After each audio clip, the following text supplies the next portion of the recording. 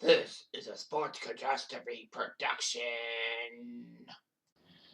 Hey there, hello there. It's Jeff Cutter Young and welcome you to another sports catastrophe on this day. And on this day, November the 16th, in 1957, one of the greatest winning streaks of all time was broken. No, it didn't have anything to do with a baseball streak, or a basketball streak, or an NFL streak, or a hockey streak. Obviously, as you can see in the picture about Oklahoma, it was the Oklahoma Sooners' famous football streak. Oklahoma was a powerhouse in the 1950s and all that. However, things started off in 1947 after Jim Tatum left for Maryland. Bud Wilkinson got to be named head coach of Oklahoma. And Oklahoma looked good. They were undefeated. But despite being undefeated and winning their bowl game, the Sooners were denied the national championship to Notre Dame, even though the Irish don't play bowl games. However, in 1950, Bud Wilkinson helped Oklahoma win the national title, although they lost in the Sugar Bowl to Kentucky. Now, this was before 1964. You could win the national championship before your bowl game, and then you subsequently lose your bowl game and still be national champion. Oklahoma, actually, that Sugar Bowl loss actually was the end to a 31-game winning streak.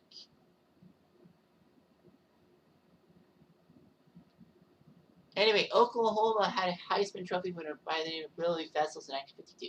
And in 1953, after Oklahoma lost to Notre Dame, they tied Pitt the next week. The Oklahoma Sooners would not lose or tie another game for more than 3 years. 47 straight wins. Oklahoma won the titles in 55 and 56, obviously. I mean, they should have been given the 1954 title because they were undefeated. But anyhow, Oklahoma would win 14 straight conference titles from 46 to 59. All that. And the Oklahoma Sooners didn't lose a game in conference play until Halloween 1959. Bud Wilkinson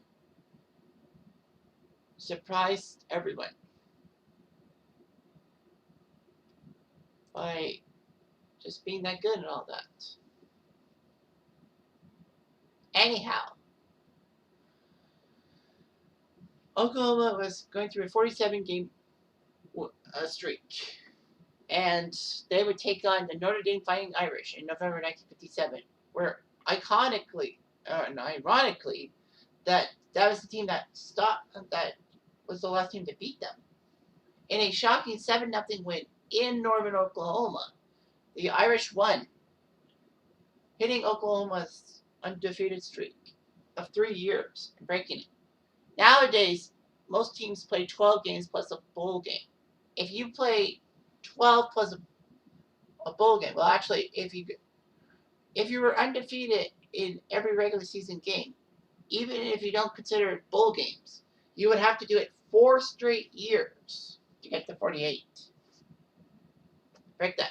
But then again, I mean, when you're undefeated and you go to the BCS, you got to play 14 games, plus possibly a conference championship game.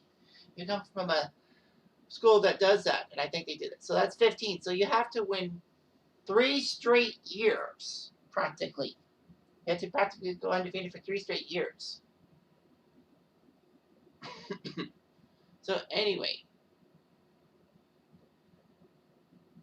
that's kind of funny. But yeah, it was huge how Oklahoma did that. They were like unbelievable in the 1950s. Now, there were a lot of challengers to the title.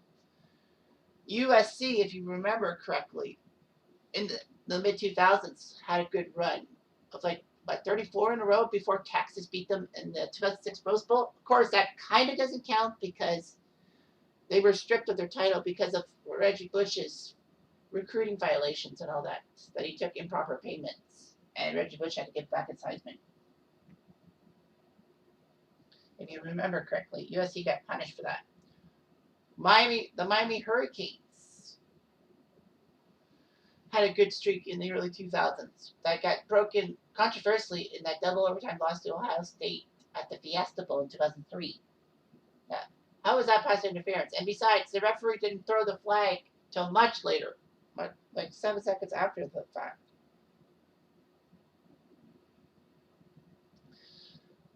You get like teams like Alabama and Clemson, the teams that have been dominating the 2010s. They didn't even have like a 30-game winning streak. That's how huge the 47-game winning streak is. Is that teams like Alabama and Clemson didn't even threaten it. So what can you do? What can you do indeed? Anyway, I'm Jeff Diamond. I do.